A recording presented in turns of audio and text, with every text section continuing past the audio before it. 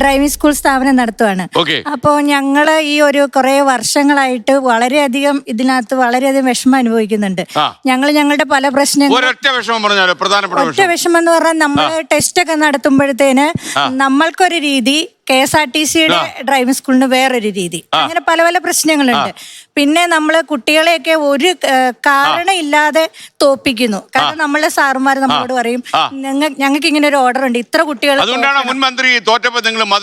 തീർച്ചയായിട്ടും ഞങ്ങൾക്കൊക്കെ വളരെയധികം സന്തോഷമായിരുന്നു അതില്. കാരണം ഞങ്ങൾ 6000 ഡ്രൈവിംഗ് സ്കൂളുകൾ നമ്മളുടെ ഇവിടെ ഉണ്ട്. അപ്പൊ നമ്മളുടെ ഒരുപാട് പേര് ഇതിൽ തൊഴിൽ ചെയ്യുന്നുണ്ട്.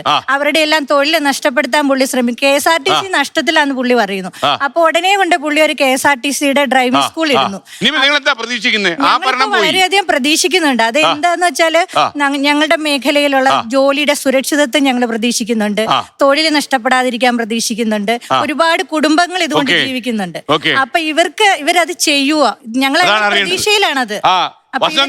നിങ്ങളല്ലേ പറയേണ്ടത്. ഉറപ്പായും ഞങ്ങൾ ഏറ്റവും ആദ്യം നിങ്ങളെ പോലെ ഏറ്റവും ആദ്യം തോൽക്കണമെന്ന് UDFും കോൺഗ്രസും ആഗ്രഹിച്ചത് ആ മന്ത്രി തന്നെയാണ്. ഈ 140-ൽ ഒന്നാമത് തോൽക്കണമെന്ന് ഞങ്ങൾ ആഗ്രഹിച്ചത്. അതിന് ഞങ്ങൾക്ക് രാഷ്ട്രീയപരമായ കാരണങ്ങളുണ്ട്. ഒപ്പം തന്നെ KSRTCയെയും ആ മേഖലയെ ആകെ തകർത്ത മന്ത്രിയാണ് അയാൾ എന്നതിൽ ഞങ്ങൾക്കൊരു സംശയമില്ല. അയാൾ കൊണ്ടുവന്ന ഒരു തുക്കക്ലൻ പരിഷ്കാരങ്ങളും ഒന്നില്ലാതെ അടിച്ച് വെളിയിൽ കളഞ്ഞ് ചാണകവെള്ളം തെളിക്കും. അവിടെ കേരളത്തിലെ ചെറുപ്പക്കാർ അന്യരാജ്യങ്ങളിലേക്ക് പോകുന്നു, ഏറെ പോകുന്നു. പക്ഷേ ഇന്ത്യ മഹാരാജ്യത്ത് കേരളം മാത്രമല്ല ഒരു സംസ്ഥാനമായിട്ടുള്ളത്. വേറെ പല സംസ്ഥാനങ്ങളിലും കോൺഗ്രസും BJPയും ഭരിക്കുന്ന പല പല സംസ്ഥാനങ്ങളുണ്ട്. അപ്പൊ ഇദ്ദേഹത്തിന്റെ കണക്ക് പ്രകാരം മഹാരാഷ്ട്രയിൽ നിന്ന് ഏറ്റവും കൂടുതൽ ആളുകൾ പോകുന്നു. എന്റെ ചോദ്യം, ഈ പറയുന്നത് പോലെ കോൺഗ്രസിനും BJPക്കും കേരളത്തിൽ നിന്നുള്ള ഒഴുക്ക് വിദേശത്തേക്ക് തടയാതെ അവര് ഭരിക്കുന്ന സംസ്ഥാനങ്ങളിൽ ഈ തരത്തിൽ ഉന്നത വിദ്യാഭ്യാസ രംഗത്ത് മാറ്റങ്ങൾ ഉണ്ടാക്കി കേരളത്തിലെ ചെറുപ്പക്കാരെ അങ്ങ് ആ സംസ്ഥാനങ്ങളിലേക്ക് ക്ഷണിച്ചു വരുത്തി അവിടെ ഈ വിദ്യാഭ്യാസം നടത്തിയാൽ നമ്മുടെ ഈ ഇന്ത്യ മഹാരാജ്യത്തിന് അകത്ത് തന്നെങ്കിലും അവർക്ക് നിൽക്കാൻ കഴിയുമല്ലോ. അങ്ങനെയുള്ള എന്ത് പരിഷ്കാരങ്ങൾ കോൺഗ്രസും BJPയും നടത്തിയിട്ടുണ്ട്?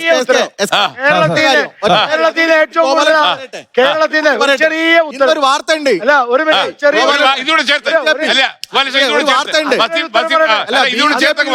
BJPയുടെ ഭരണത്തെ കുറിച്ചുള്ള മികവ് വന്നോണ്ടിരിക്കുക. ഇന്നൊരു പുതിയ വാർത്തയുണ്ട്, നീറ്റ് എക്സാം റദ്ദാക്കിയിരിക്കുന്നു എന്ന്. നമ്മുടെ കുട്ടികൾ ഉറക്കളച്ച് പഠിച്ചിട്ട് അവരുടെ ക്വസ്റ്റ്യൻ പേപ്പർ ഈ മറ്റ് സ്വകാര്യ സ്ഥാപനങ്ങൾ ചോർത്തി കൊടുത്ത് പണം ഉണ്ടാക്കാൻ ഇടപെടുക. ഇവരുടെ NTA ഉൾപ്പെടെയുള്ള കേന്ദ്ര ഇങ്ങനെ പ്രയാസകരമായ സാഹചര്യത്തിലൂടെയാണ് നമ്മൾ എന്തേ പറയാത്തത്? എക്സാം രംഗത്തുള്ള കേരളത്തിൽ നിന്ന് ഏറ്റവും കൂടുതൽ വിദ്യാർത്ഥികൾ പോകുന്ന അമേരിക്കയിൽ കർണാടകയിലേക്ക് തർക്കമുണ്ട്. അദ്ദേഹം വേറൊരു കണക്കാ പറഞ്ഞത്.